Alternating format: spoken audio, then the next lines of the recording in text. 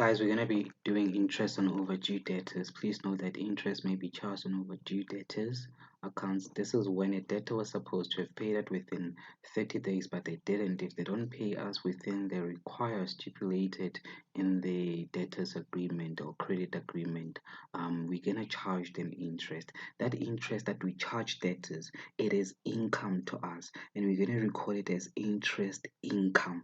I hope it makes sense. So if the account was overdue for 3 months, we'll calculate interest for 3 months. If it was overdue for 4 months, you're going to calculate interest for 4 months. But note that your interest will be given as a percentage per annum. Per annum, it's an annual, it's a yearly thing. Okay. Now, guys, we're going to have the dealer should make the debtor aware of this. So basically, it must be stipulated in the agreement, credit agreement. An account is overdue or is in arrears when the debtor fails to comply with the credit terms, the period of time granted by the supplier before the debt has to be paid. Normally, guys allow that 30 days. They allow debtors 30 days to pay back the money that they owe to the business. As I've said, interest is calculated as a percentage of the amount owing. So basically, if we have 15% and the debtor owes us 4,500, we're going to take 4,500 and multiply it by 15%. A journal entry is required to record the charging of interest. The debtor's account or debtor's control account is debited. Guys, when you charge a debtor interest, they will owe you more. That's why we're gonna debit the debtor's account and debtor's control account. We debit in them because those are your assets, and assets increase on the debit side. Interest on overdue debtors account is credited.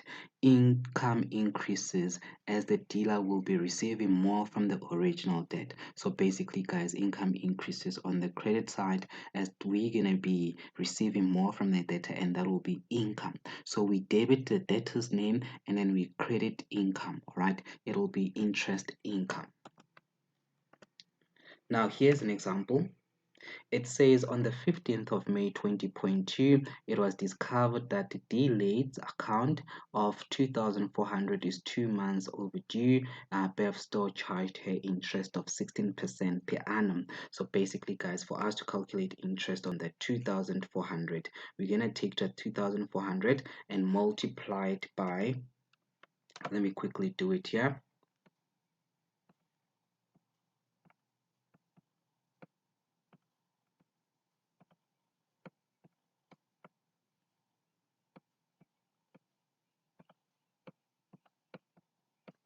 Please know that this 16% is per annum, so you need to apportion it. This person only owed us for how many months?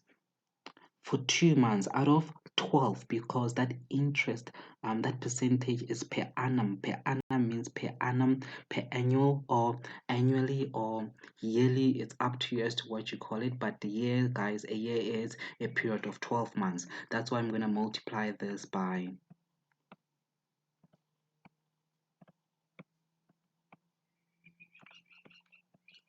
and I will get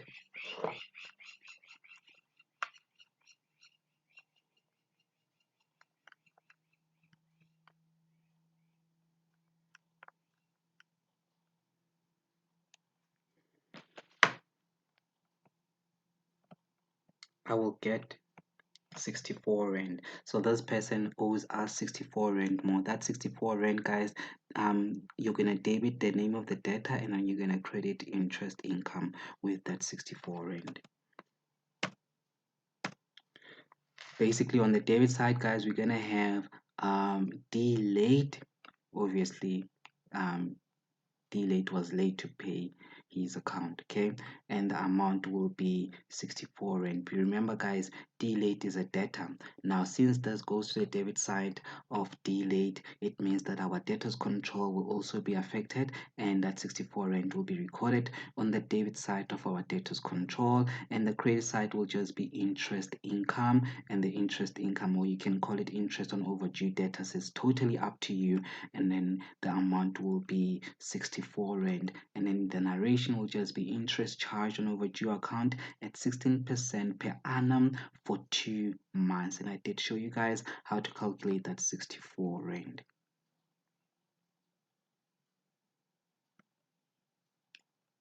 Under debtors control, we're gonna have the 64 rand. Please note that this 64 rand that we have under debtors control will be recorded on the debit side of your debtors control account in the general ledger. Please guys, do not confuse the debtors ledger with the general ledger. Those are two different things. I'll show you shortly. Actually, I have shown you so many times. Our debtors control, guys, this is the debtors control, will increase on the debit side, and that is sundry accounts, which is interest income, and the amount will be 64 rand. Instead of writing sundry accounts, you can write interest income. It's totally up to you, but I'll show you later on why we refer to it as sundry accounts. It's because it's the total of your debtors control from the general journal. Okay, interest on overdue debtors, guys, I said this is income.